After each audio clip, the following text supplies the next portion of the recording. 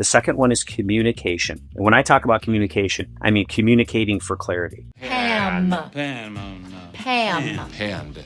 With an There's M. a D on the end. There's no D. It's Pam. It's like calm. Here, it's Except P. P-A-N-M.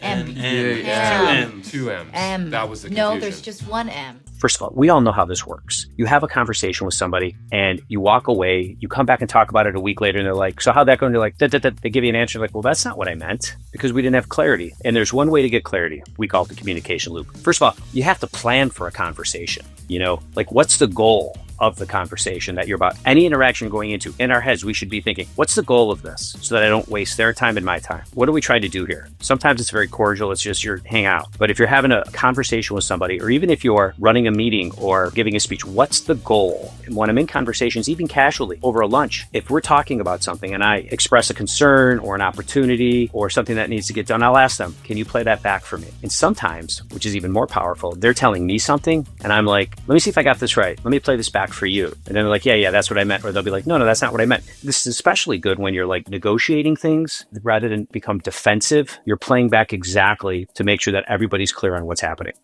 What the hell happened here? Yeah, I have an executive coach that I use for my own journey with leadership. And whenever she's talking to me, she always says to me, so what I'm understanding is, she'll repeat it back. So yeah, that tracks for sure. Listen, who does that? If you go see a therapist, that's all they do is ask you questions and play it back. But guess what? As managers, there's a little bit of that goes into this. You can kind of take it from their playbook. Ask questions, listen, play back, ask for understanding. It's critical. That changes everything. And it takes conversations and meetings and shrinks them. It's no hassle. But all I'm saying. So the repeating back is sort of what's creating what you're calling the communication loop. Exactly. Got it.